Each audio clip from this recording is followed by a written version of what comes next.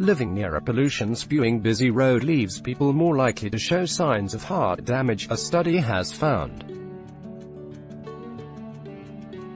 A study of 4,000 Brits shows those exposed to vehicle exhaust fumes have changes in the structure of the heart similar to those seen in the early stages of heart failure.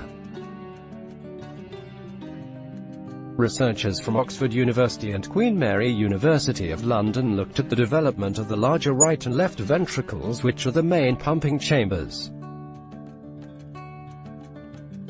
The British Heart Foundation-funded study found a clear link between those who lived near loud, busy roads, and were exposed to nitrogen dioxide, NO2 or PM2.5, the small particles of air pollution that can be absorbed deep into the lungs. Dr. Naong of Queen Mary University said, "Although our study was observational and hasn't yet shown a causal link, we saw significant changes in the heart, even at relatively low levels of air pollution exposure." The British Heart Foundation-funded study found a clear link between those who lived near loud, busy roads. Image Getty. Type 2 diabetes can be cured by dramatic weight loss. Scientists discover air pollution should be seen as a modifiable risk factor. Doctors and the general public all need to be aware of their exposure when they think about their heart health, just like they think about the blood pressure, the cholesterol and the weight. Participants in the UK Biobank study provided information on the lifestyles, health record and where they have lived. They also had blood tests and MRI scans to measure the size, weight and function of the hearts. Higher exposures to the pollutants were linked to more significant changes in the structure of the heart.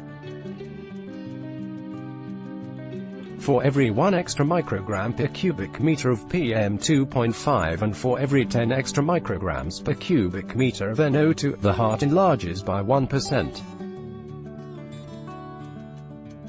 Participants had no symptoms, but similar heart remodeling is seen in the early stages of heart failure. Participants in the UK Biobank study provided information on the lifestyles, health record and where they have lived. Image Getty. Professor Jeremy Pearson, Associate Medical Director at the British Heart Foundation, which part-funded the study, said, "We can't expect people to move home to avoid air pollution. Governments and public bodies must be acting right now to make all areas safe and protect the population from these harms."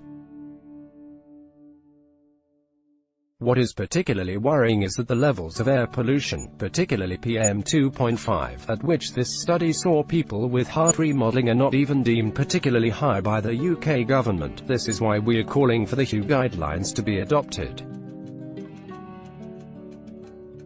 They are less than half of UK legal limits, and while we know there are no safe limits for some forms of air pollution, we believe this is a crucial step in protecting the nation's heart health. Having these targets in law will also help to improve the lives of those currently living with heart and circulatory diseases, as we know they're particularly affected by air pollution. Most of those analyzed were not in living major cities. Researchers now plan to look at the condition of hearts of people in central Manchester and London.